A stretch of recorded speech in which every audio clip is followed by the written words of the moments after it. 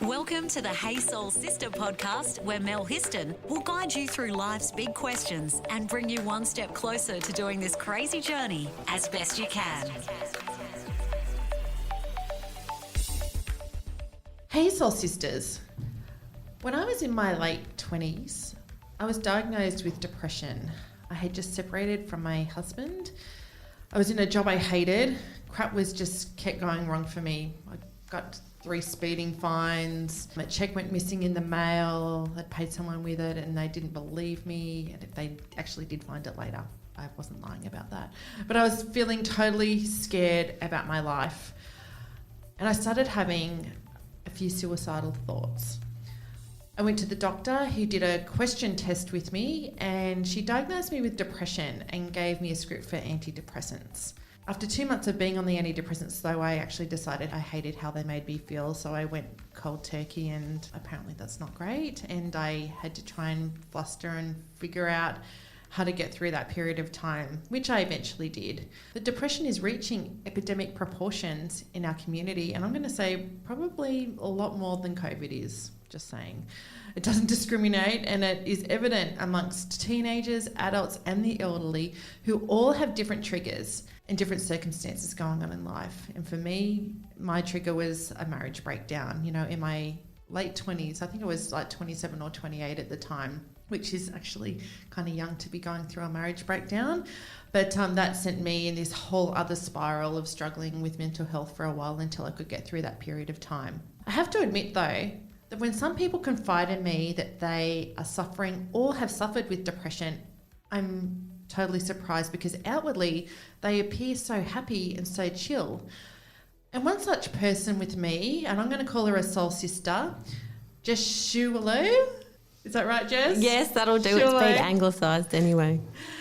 So Jess has come in to have a chat today with us about depression and very kindly and openly to share her experience with depression and actually the depression that is intergenerational in her family. So, hey, Jess, thank you for coming in and being so generous, sharing your life story and your anecdotes that go with that. Thank you. I just hope some of my experiences can help support others by sharing. Yeah. And I first met Jess a few years ago when she was looking to establish a social enterprise, which she has done.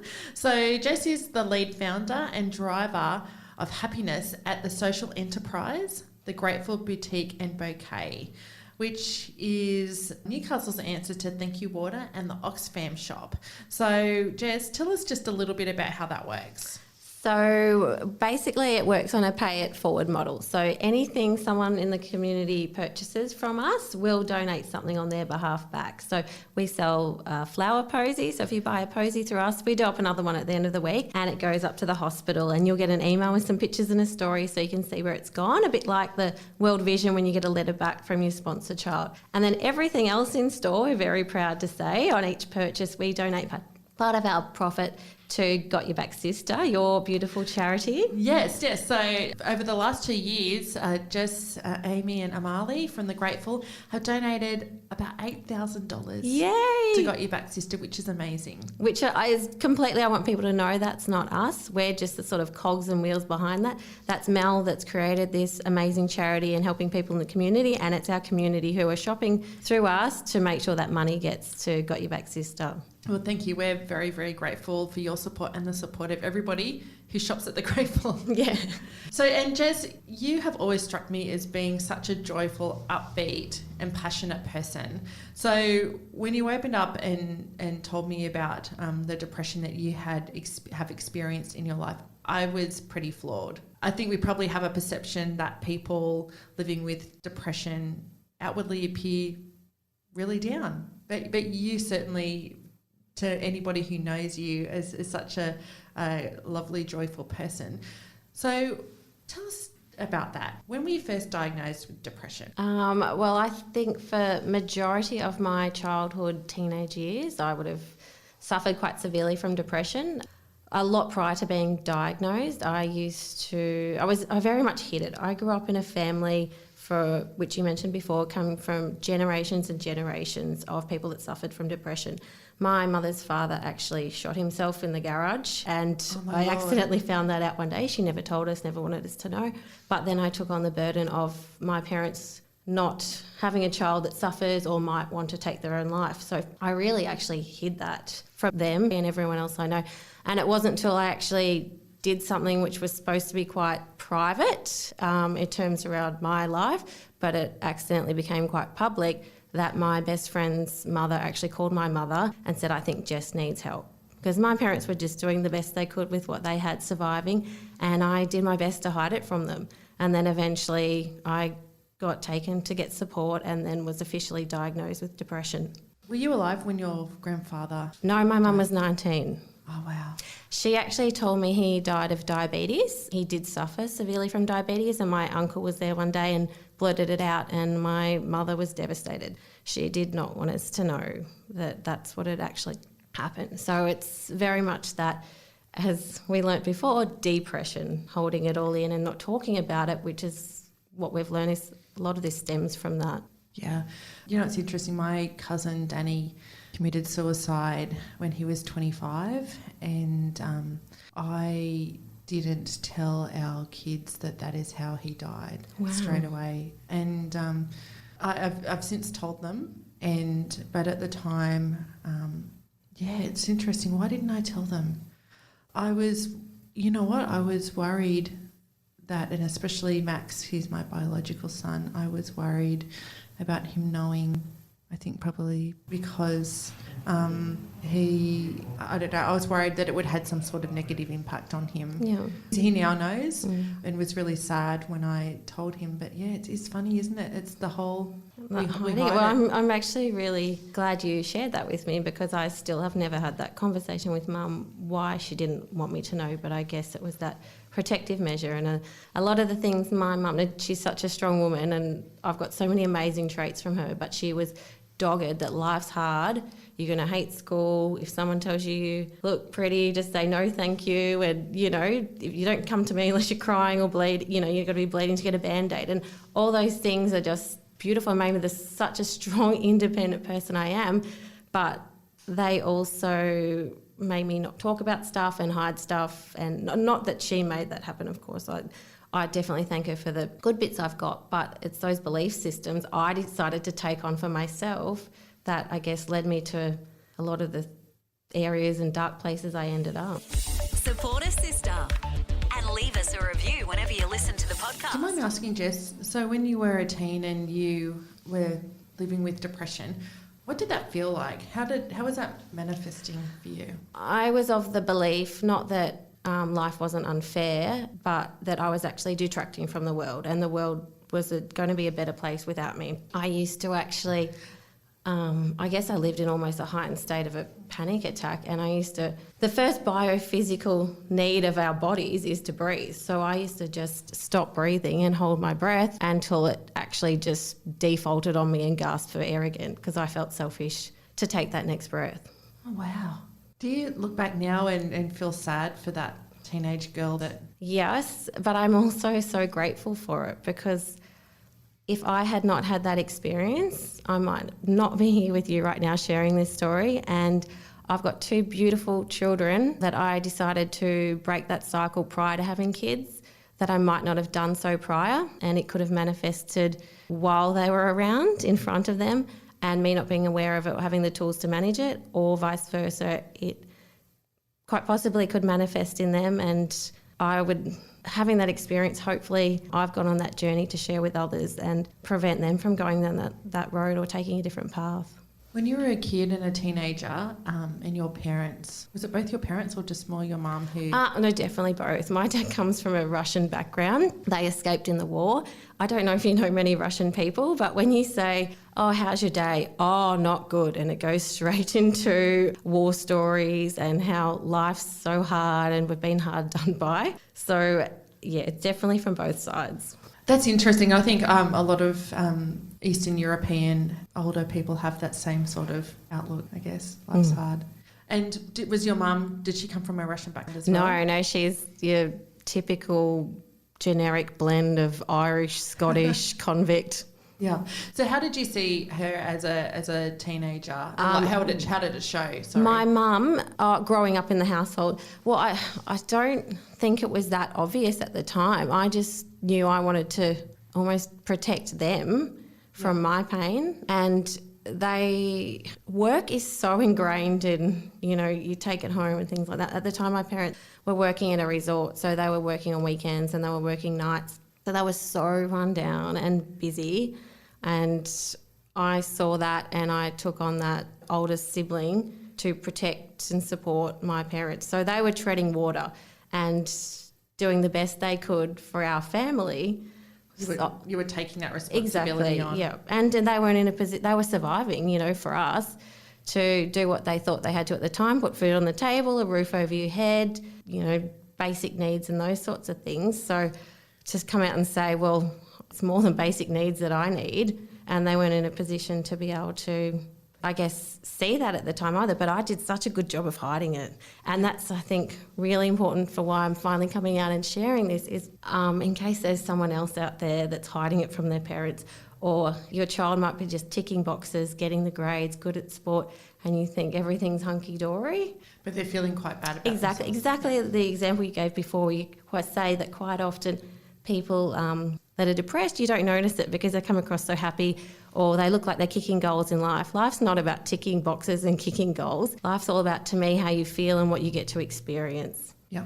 I remember when Paul Hester died from Crowded House, and I remember it came out in the news and he had committed suicide. And people were coming out in the media going, but he was always so happy. He was and even in Crowded House, he was a happy-go-lucky one that was like the clown that would do all these crazy things on stage. And people would say that he lived in St Kilda. Oh, but he's walking down the street or having a coffee, chatting to people. He's so friendly, so lovely. He always seems so happy.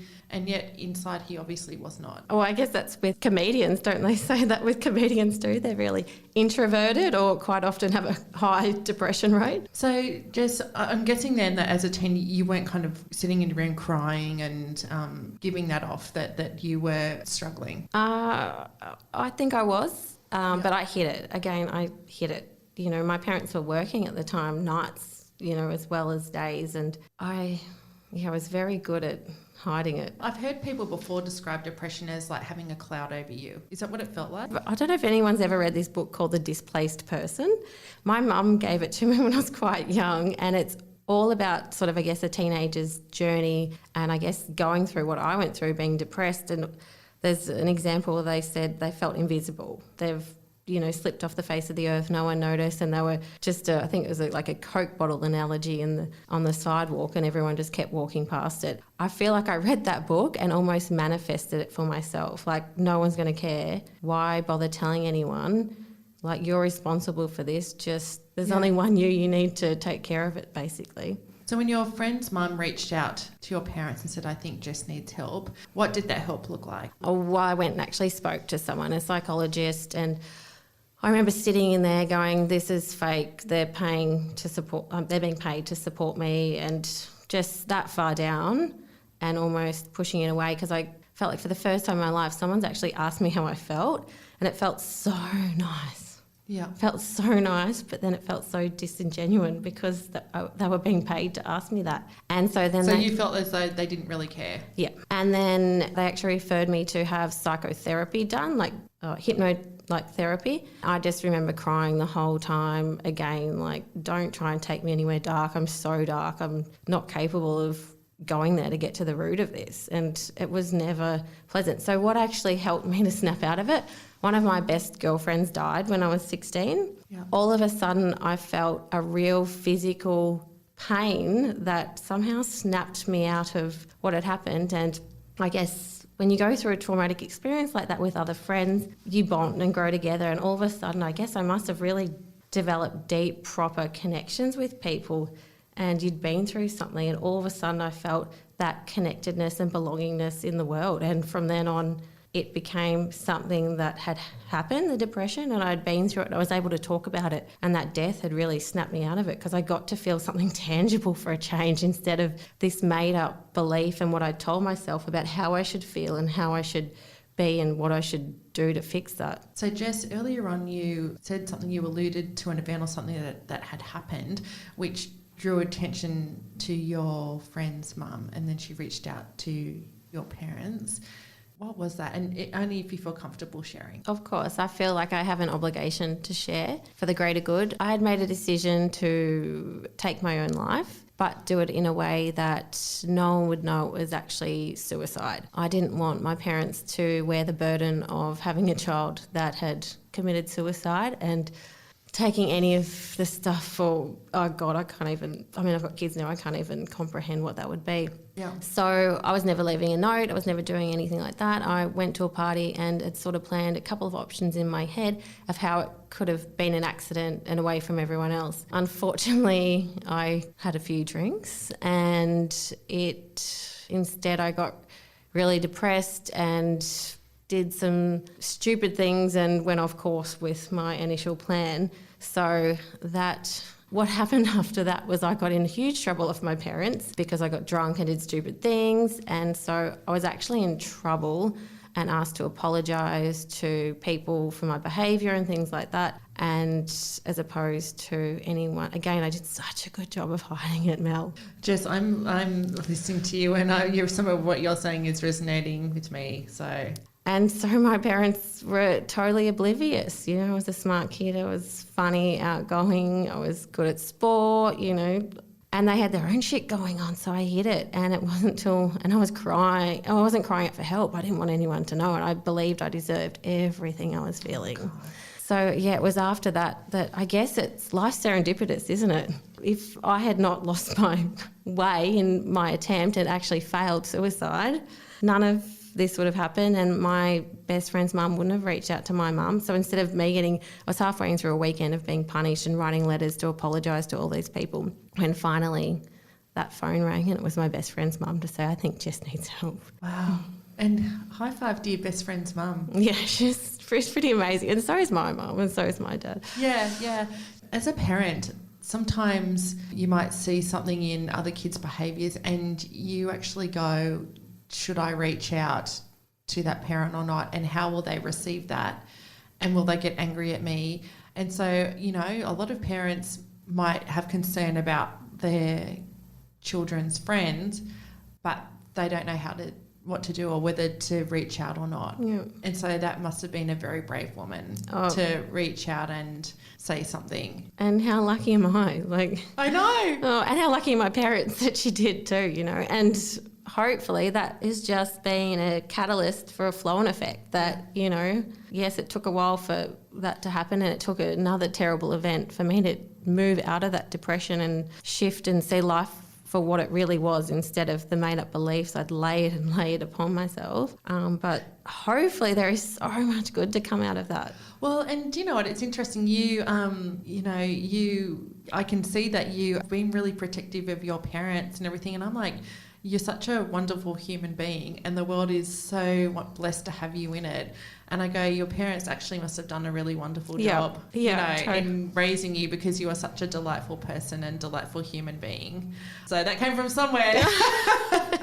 Totally, thank you. And it is, I am such a strong, independent person because of my parents, and I have the wackiest, most awesome passion and quirkiness for life, and that comes from my dad, and he's hilarious and doesn't hold back. So I'm so grateful for that stuff. So then how do you think that going through all of that has impacted your life going forward? I've never taken anything for granted. I am an avid traveller. I get the worst separation anxiety. I've done a lot of travelling by myself to all sorts of places, East Timor, Russia, to see our family. No one had been back since my grandparents fled in the war. And I go and do these things by myself, and I'm debilitated by separation anxiety for 2 days. And then all of a sudden, like clockwork, it just snaps. And I know I need to do these things, and a lot of it might have come from losing so many close friends, knowing I have to go on and do those things for them. And ever since I grew up, pre-depression, during depression, post-depression, probably doesn't help at all, but I've always loved biographies and autobiographies and felt that us as humans and the world is just all one place. So I've always read stories, true stories. I've I can't read fiction. I can't bring myself to do it. If I'm going to absorb some information, I want it to be real and I want to learn and grow, which you can get from fiction and non-fiction. So I've always read stories about people from, escaping war and the Middle East and things like that. So I have this great appreciation for the real world. Like, I would like to describe myself as an optimistic realist. So I think the world is effing magic. I think it's full of abundance. It's just displaced at the moment, the abundance. But I'm also so aware of other living circumstances. And when I travel, I've been to East Timor. Just before I came back and started the Grateful, I travelled half of Africa and went to South America. So we stayed in tents and mud huts and things like that. So I am so aware that most of the world doesn't live like we do in this somewhat disillusioned world where the abundance happens to lie at the moment. That's a huge thing for me as well. Yeah, and how do you think it's impacted you as a mama? Because you have two beautiful little girls. Yes. The depression in terms of that, I did so much work on myself. I was never going to have kids and, I didn't even know if it was possible. But before I even dabbled with the idea of having kids, I wanted to get myself to a place where I felt so good. And when I decided to have kids was when I felt like I didn't need kids. I was so full and content with my life. So either way it went, it didn't matter. Let's get soulful on social media. Search the Sister Code Facebook page and follow us on Instagram. So that's a huge thing with the fear. Like, once you actually fall pregnant or have children, the fear that you might pass that down to them. Or what if I haven't done enough to break the cycle? But I just hope that my experience, and I had those experiences, and I'm sharing this story, prevents or allows people to have their own journey of it, but not to the depth. And I have the tools and resources to share that with my children if they do go down that path, or hopefully I have the tools to identify it and just be there to support them. It's beautiful. Having children, I thought I got to a place in my life where it didn't matter either way it went. And I sort of felt I'd done a lot of work and I'd grown as much as I could for this part in time in my life. And I remember sitting on a boat in Galapagos with my partner going, wow, I feel so full, like I'm overflowing. This is just perfect. Like, if this was the end, I feel so good about it. And all of a sudden I was like, oh, maybe it might be nice, to have children. Like, I've travelled so much on my own. He'd finally come with me on a few trips now. And I sat in Galapagos just staring out in this magical moment going, I would love to come back, but I don't want to come back as me. I want to come back and see the world and re-experience it through someone else's eyes, some innocent, beautiful eyes, and just see the beautiful world for how they see it. So that was the moment in time where I went, oh, maybe I'll see if we can have kids. Yeah, well, how old were you then? 33, I think. So you came back and had little Eddie. Yeah, so I decided to stop taking the pill on the plane on the way back. And a month or two later, I was pregnant and Eddie was on her way. What gives you greatest joy with your kids? Oh, I think that just when I can slow down. I think you and I are very similar. We run on this very high level, but I'm using them as a tool to teach me to slow down and be present. And when I can just sit there, like this morning, watching Ed play games, and I'm just living through her in that joyous moment. Or when you sort of judge yourself as a parent often, because I never actually lost my temper at all the entire time I had Eddie until Bowie came along, my second child, who's just turned 8 months. And it's all of a sudden that's added a new dimension to the relationship. And I know I'm not angry at Eddie, but I'm frustrated at the situation, or angry at the situation, battling sleep and things like that. And I get, the guilt, if you ever snap at your kids and the guilt you feel for that. And then something might happen to Bowie, the youngest, where she's sad, and Eddie will go and do the things I do to Ed to calm her. And he's like, are you okay, Bo? Can I get you this? Do you want me to rub your back? I love you so much. And she squeezes her. And I'm like, okay, the love is so much stronger than those terrible guilt outbursts I've had. That is so beautiful. And then you think, okay, it's all good. And I just feel the less I can interfere with them, the less I can just be there and we share life together. And they're not mine. They're their own beautiful humans that I get to do life with, and it's effing amazing.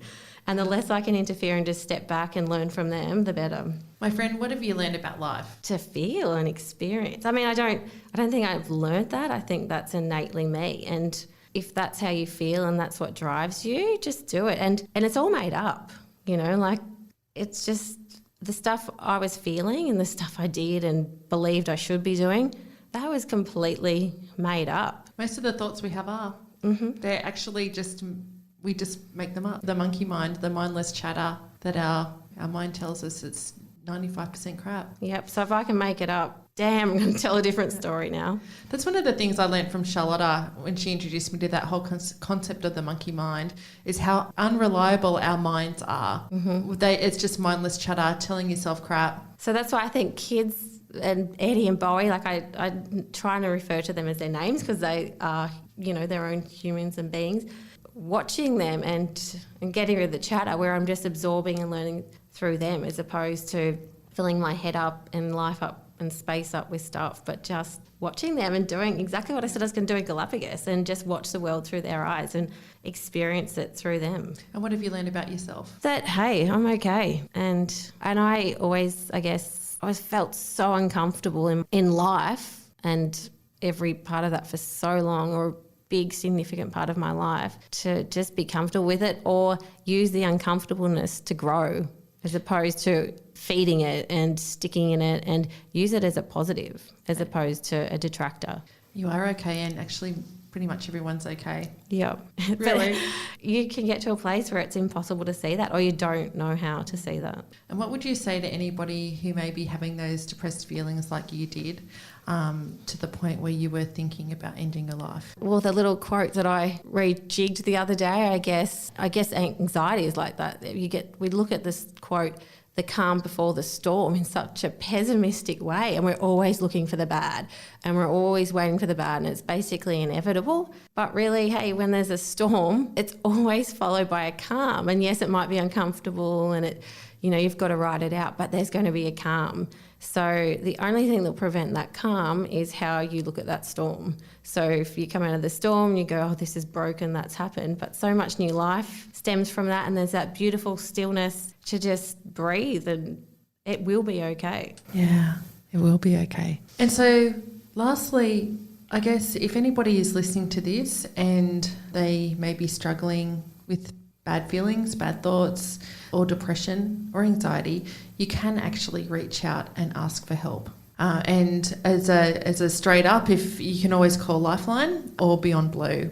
Well, thank you so much, Jess. Thank you for coming in and sharing your personal story. I know it's not always easy to do that, but I also know you're such a generous, kind-hearted person, and that you feel really strongly about supporting others and empowering other people. Thank you, beautiful, and thank you for creating this space for me to do that. And, I'd hate to think that I went through what I did and maybe exposed other people to it unless there was good to come from it and hope for others. Thanks for listening to Hey Soul Sister with Mel Histon. What would help you on your crazy life journey? Email Melissa at thesistercode.com.